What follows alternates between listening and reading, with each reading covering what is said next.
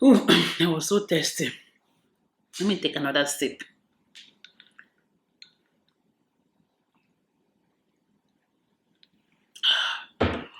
Ooh, welcome to another video, guys. So if you guys know my last video, I did announce that I was pregnant and we were expecting a baby. But I went ahead to do a birth plan because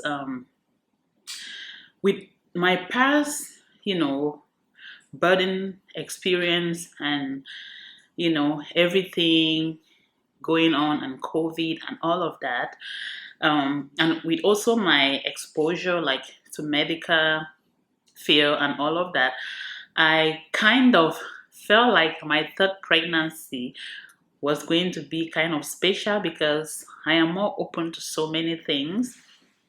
Um, During my clinicals at hospitals, I experienced, women giving birth to their kids. Like I was more like behind the scene because most time I've always been the patient. But during my clinicals, I had the experience of being behind the scenes, so I know the two experiences. So when I planned to get pregnant, I was like, if I finally get pregnant, I was going to plan everything, you know, to be more fun, or to make it more interesting and all whatnot.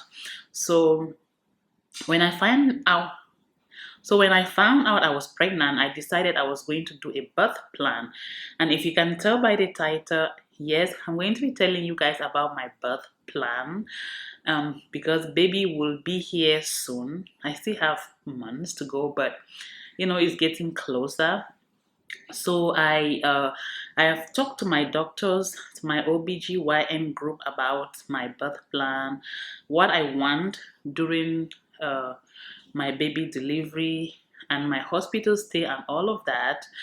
And we all came to an agreement. So my first previous pregnancies, I've always had a C-section. I had a C-section the first time because my daughter was breached and she was very huge. All my babies are always above 9 pounds, almost 10 pounds. So my first one was 9 pounds and 8 ounces. The second one was 9 pounds and 7 ounces. So I always have a big baby, and unfortunately, they are always breached. So during my first pregnancy, I had a C-section because I was in labor. I went to the hospital, my baby was breached, and they had to do an emergency C-section. So that's how my C-section history began. This time, definitely, I am having another C-section. This will be my third C-section, and the last one. I can gladly say that it's going to be my last C-section. Yeah.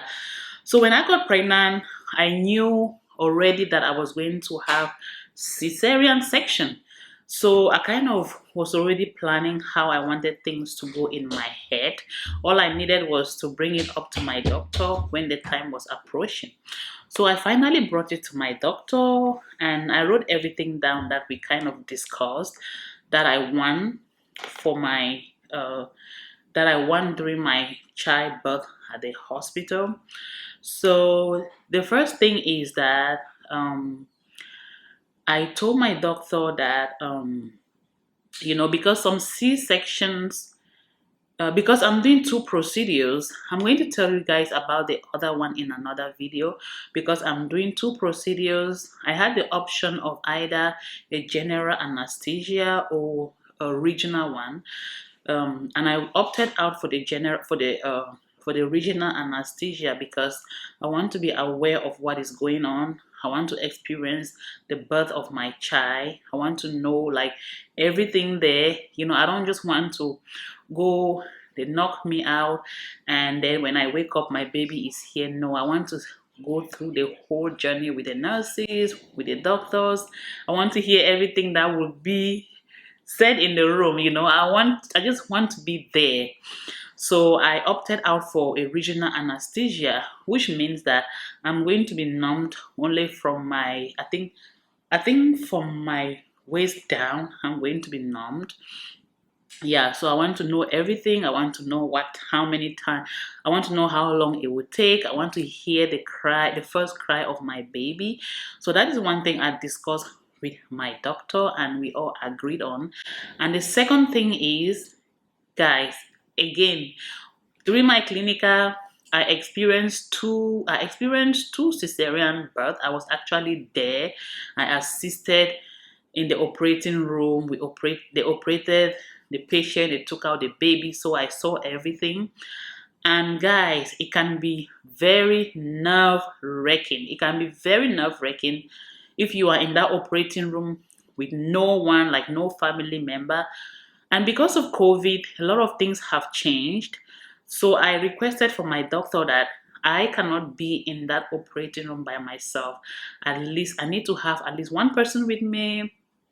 I'd either have my mom or have my husband, but I rather have my mom in there because my mom can like kind of control situations better than my husband. I've always had my mom when I'm giving birth with me, so I rather have my mom because she'll kind of get my mind off of it. We'll talk about other things, but my husband, men are kind of boring, to be honest. My husband will be kind of boring to me.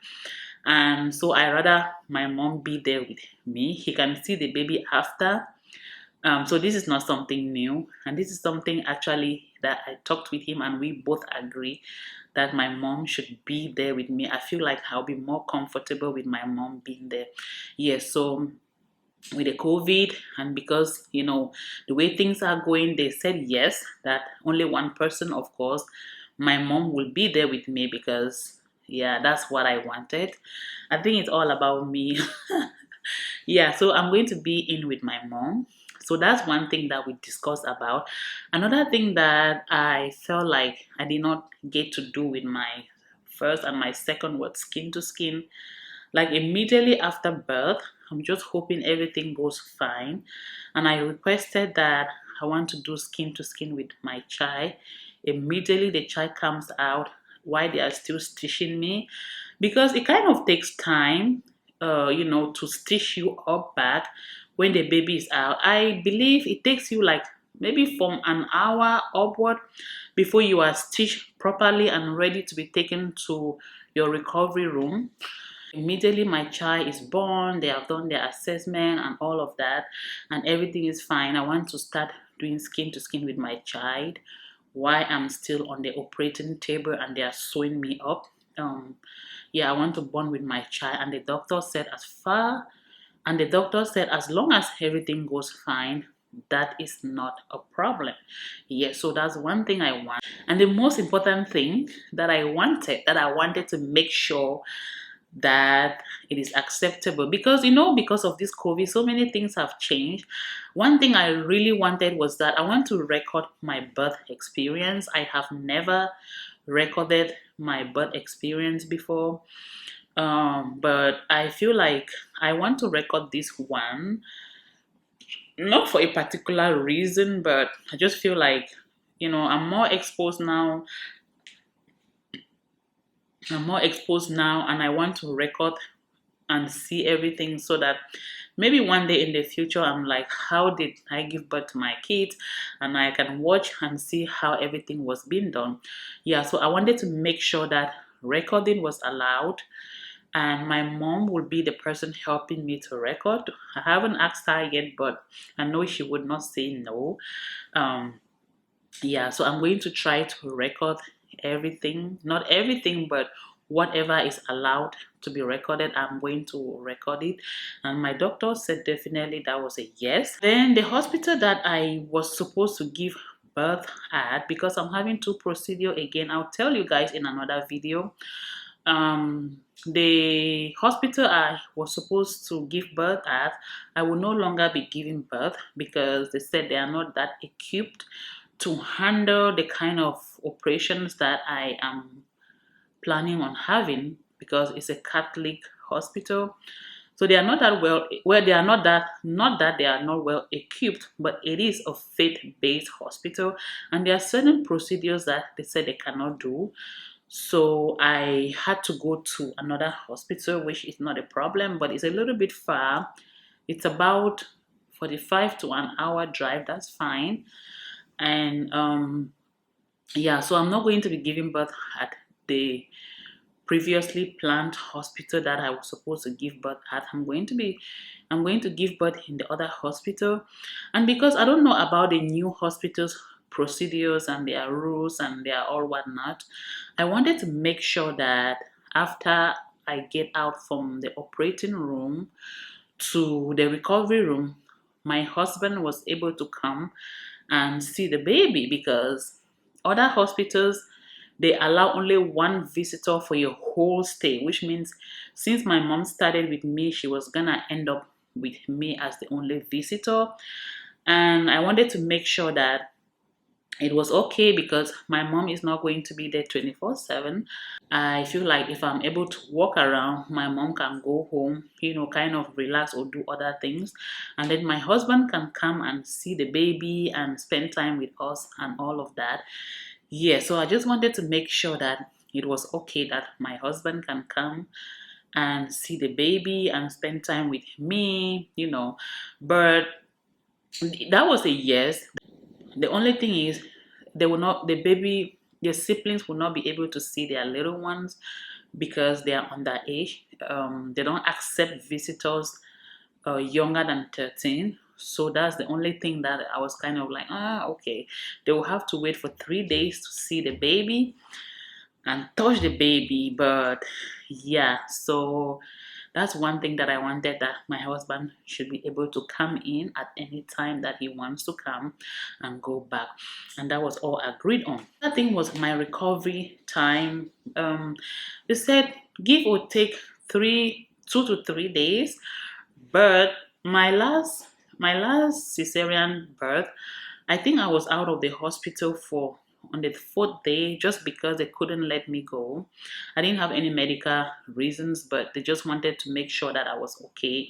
And I felt like I started being okay on the second day. So this time I told my doctor I want to stay in the hospital at least the minimum days that I'm able to stay. I don't want to stay past the minimum. I don't want to go to the max. If by 2 days I feel like I'm okay, can I go? Or if you guys feel like I'm okay on the second day, can I go instead of staying 3 days?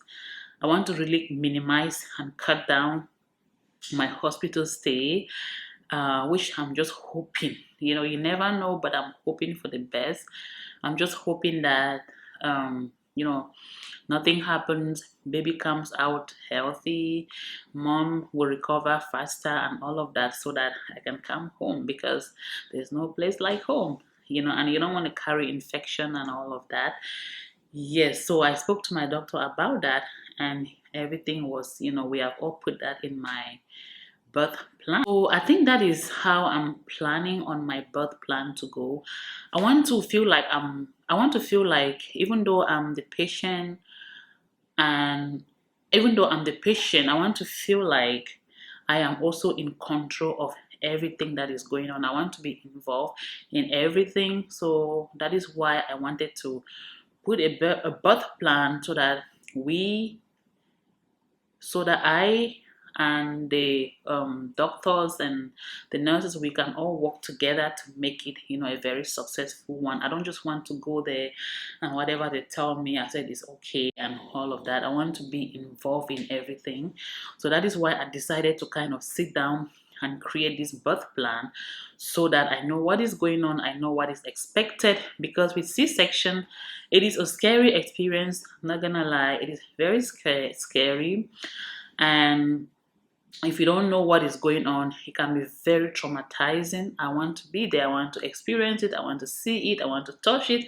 I want to feel it. I want to be involved everywhere. So yeah, that's why I made a birth plan, and I am happy that my doctors are willing to go with me. And yes, guys, I just wanted to tell you guys that yes, I have a birth plan, and that baby will be here very soon. I still have a couple of months left though, but I feel like baby will be here soon. Unfortunately, I can't show you guys my my belly today because I'm just wearing this top and I'm wearing a very short underpants, else I would have shown you my belly, but yeah. And for the gender, I am still leaving it a surprise to the end. You guys might know the gender. You guys would know the gender when the baby is actually born. I don't want to reveal it yet, so just keep coming along with me. And without much talking, that is it for this video. And thank you guys so much. Please don't forget to like, don't forget to share my video, subscribe to my channel, because I have more time. Okay, I have more time to record videos, and I will be bringing more videos as I go along. And I will see you guys next time. Bye, guys. Mwah.